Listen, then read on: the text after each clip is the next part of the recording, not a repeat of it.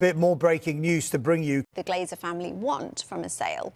The investors were contacted last year to see if they would be interested in buying Manchester United and have registered their interest with the Rain Group, who are marketing the sale. Update this lunchtime related to the Manchester United takeover and a potential change of strategy from those wanting to buy the club from the Glazers. Our chief reporter, Carvey Solical, is with us. Right, Carvey. Well, look, Sheikh Jassim still wants to buy Manchester United, and his £5 billion bid for the club remains on the table.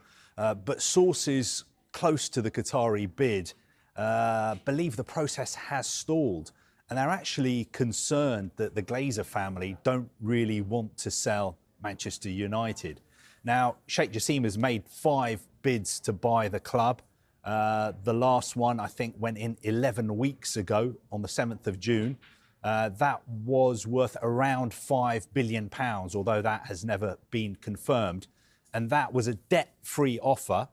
And he wanted to buy 100% of the club. And as well as buying the club, wiping out the debts, he also says that he wants to redevelop Old Trafford and the training ground and invest in the infrastructure.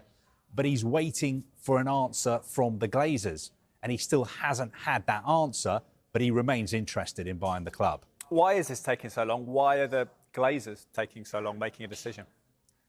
Well, a lot of people involved in the process believe that the Glazer family are not all committed to selling the club. You know, they're different members of the family who own the club. Some of them may want to sell. Some of them think it's not the right time to sell the club. There was some reports today that the Qataris were close to buying Manchester United. I think they would be delighted if that was the case. But I think as far as they're concerned, the situation hasn't changed. They are willing buyers, but they're not convinced that the Glazer family are willing sellers. And of course, to do a deal, you've got to have a buyer and a seller. And of course, Sheikh Jassim is not the only person who's trying to buy Manchester United. We know has made multiple bids to buy the club as well, although I think he only wants to buy the 69% of the club that is owned by the Glazer family, and it's a phased takeover. And there are also some other people involved as well who just want to invest in the club. So the Glazers have lots of options, but we have to make it clear they have never come out and publicly said, we want to sell Manchester United.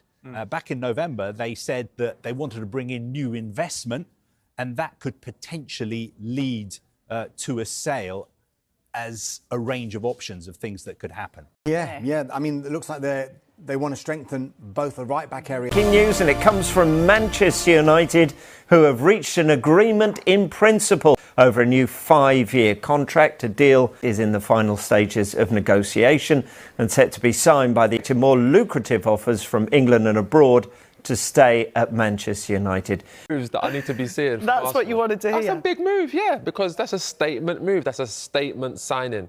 You know, fans will get excited about that. Players will get excited about that. And he's a fantastic player. He's a young player. He's electric. We've seen what he can do with Real Madrid. Played in the Champions League. He's got that kind of experience as well. He's a winner. So I think that would be a great signing.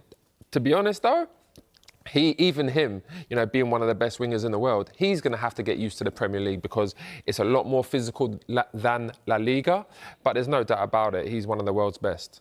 And how would he fit in? Because he's expecting to start every game. Someone would have to make way for Vinny Jr. He would. Everyone's making way for him. Yeah. If he comes, he's Martinelli's there, Trossard's there, right? And then Eze sometimes he plays that. Yeah, Trossard's off already. Martinelli's there, Eze's there. But Eze is more of a number 10 for me.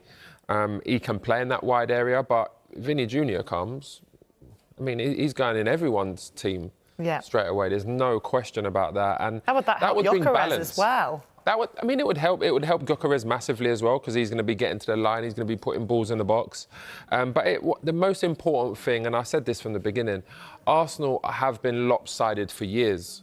You know, obviously so much on the right-hand side with Saka out there. Obviously Odegaard and Saka was a link-up duo. Odegaard's not been playing as much recently, but it make that sign-in and then have that kind of balance on both sides. it would really have defenders guessing, because you can't now automatically just go and double up on one side every time Arsenal go and attack. You have to think about what's happening on the other side. So that would be an amazing signing. That's the kind of statement signing I think all want to see, because Arsenal fans, you know, I still live in North London, you know. Everyone is frustrated with the business that Arsenal have done so far. So something like that would get everyone really excited. Everyone will be down to the Emirates buying Vinny shirts, I'm sure.